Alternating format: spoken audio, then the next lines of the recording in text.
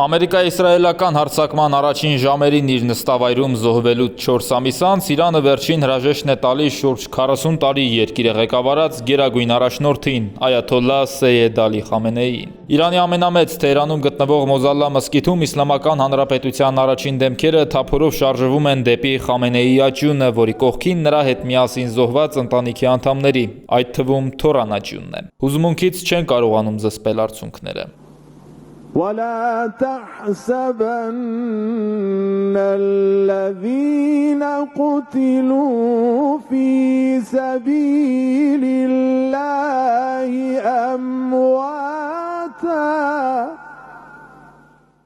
Իրանի առաջին դեմքերից բոլորը ներկա են նախագահ Մասուդ Փեզեշքյանը, խորհրդարանի նախագահ Մոհամմադ Բաղեր Ղալիբաֆը, որն այժմ Իրանի գլխավոր բանակցողն է ԱՄՆ-ի հետ բանակցություններում։ Նրան ուղեկցող արտգործնախարարը Աբբաս Արաղչին, դատական իշխանության ղեկավար Ղոլամ Հոսեյն Մոհսանին, երկրում մեծ ազդեցություն ունեցող Իսլամական հեղափոխության պահապանների կորպուսի հրամանատարը Ահմադ Վահիդին։ Բոլորը կան բացի Խամենեիի որդուց Մոջթաբա Խամենեիից։ Իրանի գերագույն առաջնորդի սպանվելը կարող էր փլուզել իշխող բուրգը, եթե արագ նոր առաջնորդ չընտրվեր։ Միացյալ Նահանգների եւ Իսրայելի նպատակն էլ հենց դա էր, որ առաջնորդին սպանելու հետևանքով քաոս սկսվի Իրանում եւ գործող վարչակազմը տապալվի։ Խամենեիի սպանվելուց մի քանի օր անց, սակայն նրա որդին Մոջթաբա Խամենեին ընտրվեց Իրանի նոր գերագույն առաջնորդ։ Մինչ օրս սակայն նա չի հայտնվել հանրության առաջ, ոչ էլ տեսախցիկներով է երևացել։ Պատերազմի առաջին ժամերին նա եւս ծանր վիրավորվել էր, բայց թե առողջական ինչ վիճակում է այժմ, որևէ տեղեկություն չկա։ Նույնիսկ կասկած կա, որ Խամենեին ողջ չէ այլևս, ինչը սակայն Թեհրանը հերքել է մի քանի անգամ։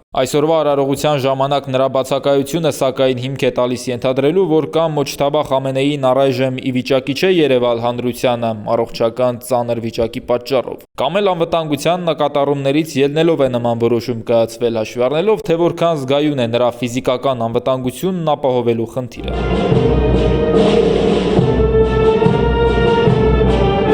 Հայաստանի վարչապետն այն եզակի ղեկավարներից էր, որն անձամբ էր մեկնել Թեհրան մասնակցելու արարողությանը։ Նիկոլ Փաշինյանին Մոզալլա մզկիթում ուղեկցում էին փոխվարչապետ Մհեր Գրիգորյանը, անվտանգության խորհրդի քարտուղար Արմեն Գրիգորյանն ու այլ պաշտոնյաներ։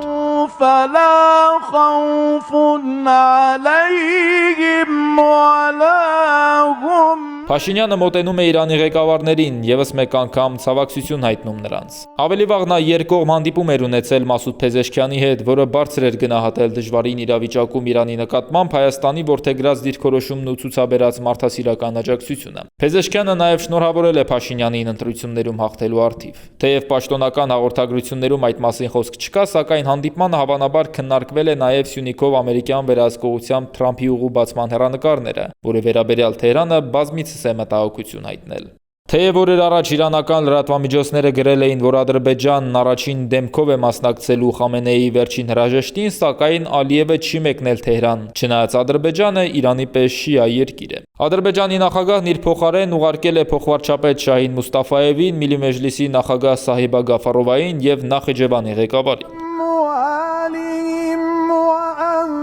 Էրդողանն էլ չի մեկնել Թեհրան։ Խամենեիի վերջին հրաժեշտին Թուրքիայի անունից ներկա է գտնվել փոխնախագահ Ջևդեթ Ելմազը։ Ռուսաստանի նախագահի անունից արարողությանը մասնակցելու էր եկել նախկին նախագահ, այժմ անվտանգության խորհրդի փոխնախագահ Դմիտրի Մեդվեդևը։